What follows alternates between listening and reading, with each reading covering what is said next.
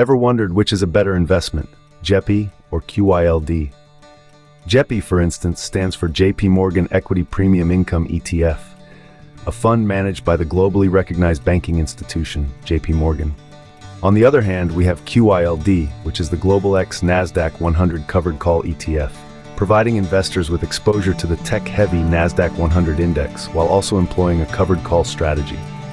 Each of these funds offers investors a different approach, aiming to generate regular income while also providing potential for capital appreciation. But the question remains, which of these two is the better investment?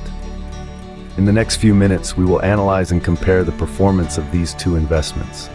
Here's one of the biggest reasons why people are interested in JP or QYLD. The reason is for its dividend yield. What is that all to the case? When you look at JP's dividend yield at 7.36% versus QYLD's 11.64%. Might have wrapped up this video here, but there's a catch, and that is the total activate returns and risk profile, which we'll see later on in this video. Plus, at the end, I'll show you an alternative fund that might give you the best of both worlds. To begin with, let's take a look at the performance summary of JEPI and QYLD. Both these exchange-traded funds started with an initial balance of $10,000.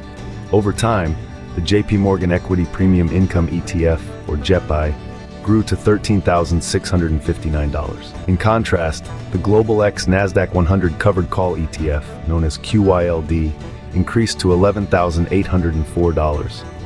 The annualized returns, also known as the compound annual growth rate, for these ETFs was quite distinct. JEPI had an impressive return rate of 9.32%, while QYLD trailed behind at 4.85%. When we talk about standard deviation, which measures the variation or dispersion from the average, JEPI stood at 11.09%, and QYLD was slightly higher at 12.53%. This indicates that the price of QYLD was more volatile. In terms of the best year, QYLD slightly outperformed JEPI, with a return of 22.75% compared to JEPI's peak of 21.5%.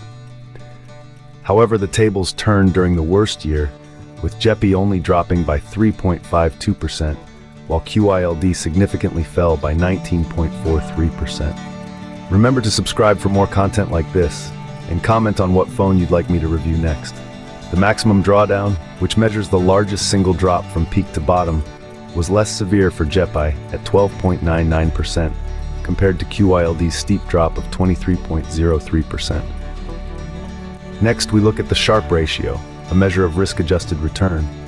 JEPI had a higher Sharpe ratio of 0.62, indicating a better risk-adjusted performance than QYLD, which had a ratio of 0.23.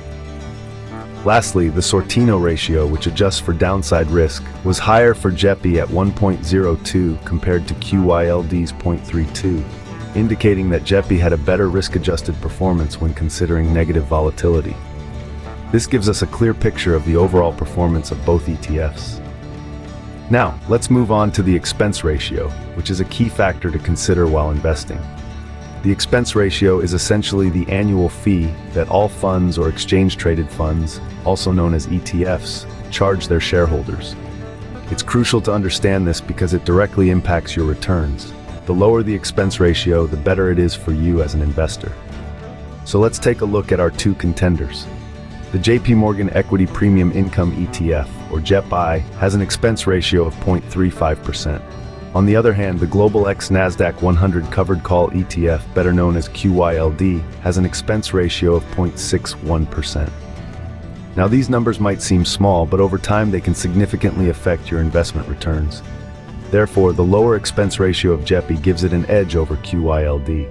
As we can see, JEPI has a lower expense ratio than QYLD. So, considering all these factors, which is a better investment, JEPI or QYLD? Well, let's break it down one last time and round up the highlights. We've seen how both JEPI and QYLD started from the same point, with an initial investment of $10,000.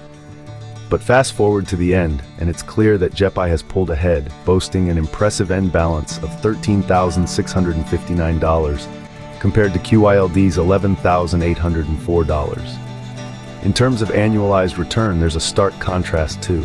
With a compound annual growth rate of 9.32%, JEPI outshines QYLD's 4.85%. That's nearly double the rate of return.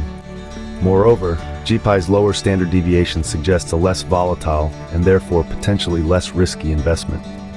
Even when we look at the best and worst years, JEPI stands strong. Despite QYLD having a marginally better best year, its worst year saw a drop of nearly 20%. In contrast, JEPI's worst year saw a drop of just 3.52%. That's a significant difference. And let's not forget the expense ratios. While QYLD's expense ratio sits at 0.61%, JEPI's is significantly lower at 0.35%. Over time, this can make a noticeable difference to your bottom line. But it's not just about the numbers, it's also about the risk. JEPI's Sharpe and Sortino ratios, both measures of risk-adjusted return, are higher than QYLD's. This suggests that JEPI provides a better return for a given level of risk.